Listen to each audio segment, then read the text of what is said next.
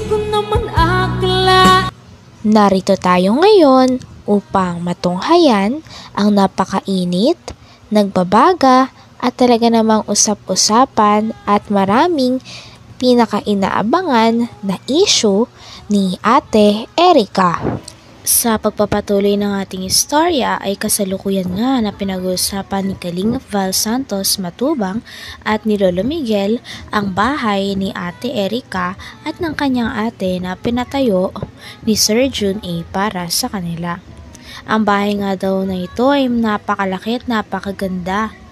Kaya naman sabi ni Lolo Miguel ay talagang kaya siguro gusto na nilang lumipat at hindi na sila tumanaw ng utang na loob dahil mataas na ang nalipad nila.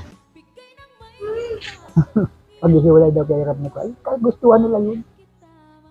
Sila may gusto, lahat. Sila may gusto nun. Nabi sa amin yun. Anya lolo, sabi sa akin, nakayadaan mag-direct ka kay Rab na ayaw ko na, mag-vlog. Bakit daw? Anong dahilan? Ayun, napapagod daw siya. Wala daw nakukuha ang tira. Sabi, ano kuha natin? Hindi nakedi. Kung ganyan nila nakedi, bahala kayo magsabi. Ay, sabi sa akin, ikaw nalulo. Nagsinungaling pala. Ikaw na niya lulo. Ay, ako naman, naglakas loob. Nahihiya ako kayo. Mas baga nahihiya ako. Kinuwang ko na. Yung pala, yung pera pala, yung kalating million na sa kanila na. Sa kanila. Yun ang dahilan doon. Alam na nila Kuya Pan. Alam na ni May ang usapan kaya nag-ayaw si Erica. Yun talagang ang ibig sabihin talaga ang pera ang target nila. Hindi naman sila sa amin nagsasabi na binibigyan sila pag dadagdagan sila yung Yung bahay ba nila nakita mo? ginagawa. Nakita ko po Ngayon. Malaki ba yung bahay na yan? Maganda daw po. Maganda po sabi ni Papa. Si Papa. Maganda kuya, maganda po. Ano noon, nagpunta sukat. Maganda, malaki. 21 yun. Malaki. Ang kalahati nun, may silong. Pinabuhos ko. Buhos, taas ko. Okay. Yung 2 kwarto, 2 kubika. May kwan po yun, yung sapa yung ganun. At maliit na yung luti. Pinapluring ko po pa ganun, parang balkonahe. Yung bang bahay na yun, kaya nung pira yun? Sabi mo nga po sa matanda. Hindi sa lovers. Hindi po. Sabi nga po nag-aambi na naman eh. Hindi pa kayo. Hindi sa kanila. Kay Jun talaga yun. Yung tulong na yun. Magkano inabot ng bahay nila? Kung po yun, baka kung mahigit 2 milyon. 2 milyon? Ba malaki-laki no? May silong eh. Ang baka lang eh. Pangilalim ay talagang solid. Yung pira na yun, talagang walang ibang tumulong si Jun lang. Wala doon ang ilabers. Yung mayari na lang, yung yari na yun, kakagaan din yung ilabers. At kung walang binibigay? Wala naman. May binigay siguro kung nakay sila. Kung paano? Pero sabi yung ilabers nga, nagbigay. Nasa bulsa nila. Okay. Hindi man yung magwako ng ilabers kung wala ibinigay. Kaya bakit sila sira sa ilabers? Akala ko pagkakampi sila. Hanggang ngayon pala ay nasasaktan pa rin si Lolo Miguel dahil nagawang sabihin ni Ate Erica at ng kanyang ate ang mga masasamang salita sa kanilang lolo sa social media. Grabe nga at nagtatampo na baka hindi na nga daw umabot sa punto na kausapin pa ni Lolo Miguel si Ate Erica o ang kanyang mga apo forever. Talagang napakasakit daw talaga ng kanyang damdamin at hindi niya matanggap na nilapastangin daw siya ng kanyang mga apo pagkatapos niya itong alagaan, bihisan, paaralin at buhayin ng ilang taon hanggang sa magkaisip na sila. Kaya sila ang hambugin talaga. Nasa kanilang bira, ano? kabutugan. Masablang yun. Siyempre pag igwan nyo ni Rab, maano yun, madidingig nila.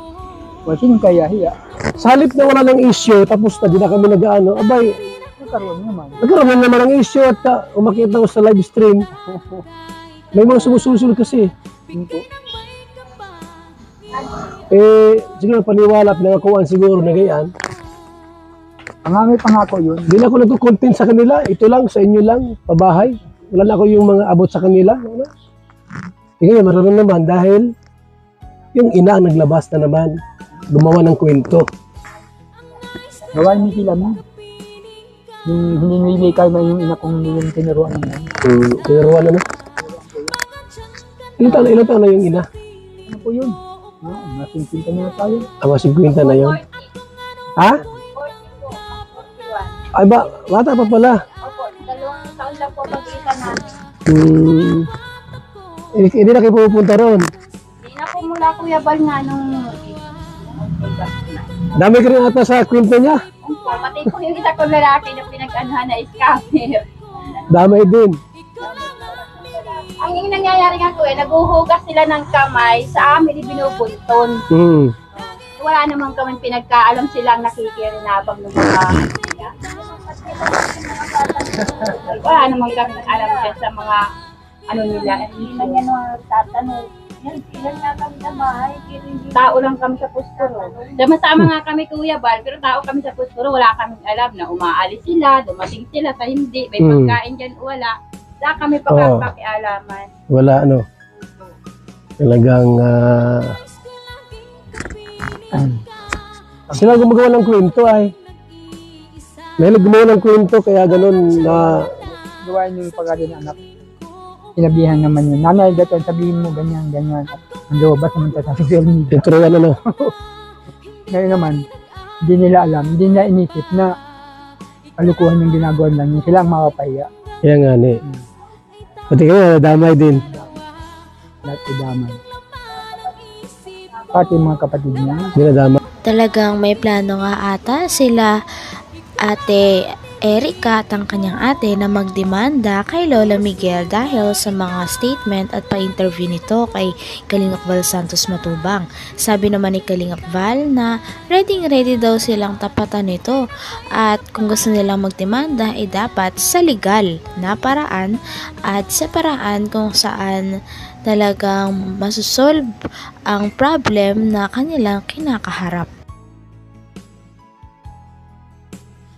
Actor kasi nakikita sa kanila napapanood doon. Kung wala bang ganun, di ba siya magsasalita? Di ba? Gagawa ka ng kwento? Di ba pwede yun? Nalimutan ko lang yung, anong pangalan nung nagsusumbungan na yun? Anong pangalan? Susumbungan ba ni Gina? Ay, kilala sila. Reaction. Wala yun.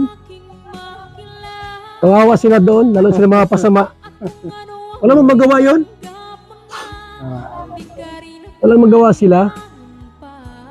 Kaya sila lang napapasama din. Kawawa naman silang gano'n at talagang nagpapadala sila sa gano'n ay. Naintindihan na kasama yung magagawa nila. Panluluto. Mas ibili din ng sira. Hindi daw ni Tito daw. Bigat. Dapat kung may reklamo sila, idemanda nila. Oo, idemanda nila. Huwag yung kay Tulpo. Anong magawa ni Tulpo dyan? Di ba yan hukum? Bubukdak lang ang Kahit man yan, sila ang kahiya dyan. Kaya naman nasabi ni Gina yun, yung anak ko, hindi mo binibigyan ng pera natin dyan. walang alam. Walang alam. Kaya kawawa nga si yung anak mo.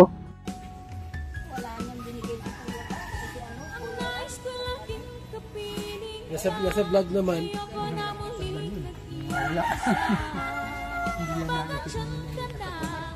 Ka-vlog. Kapag ano kaya yung Kakatok na po yung lahat. Bali ano na po dyan, 20. Oo, kailangan mabilib ako ng kahoy. Kasi ibang gagawa na, pagkatapos na yung blocks, iba na magbubong noon. Iba na kasi, yun, bakal ang ibang grupo na naman. Nasis bakal. Kasi pagka yung kahoy, madali mabulok. Sino yung apurin yan? Yung kahit dyan, apurin yan? Ayun? Oo. Anak nito? Hindi kami, Depensa ni Erika yan. Saan galing yan? Manila? Anak, ano anak yan? Anak mo? Anak mo? sa bati. Mas maganda kay Erika. Hanggang dito na lamang muna ang ating napakainit, nagbabaga, pinakainaabangan at usap-usapan na latest issue ni Ate Erica. Maraming salamat sa inyong panonood. Hanggang sa muli. Bye!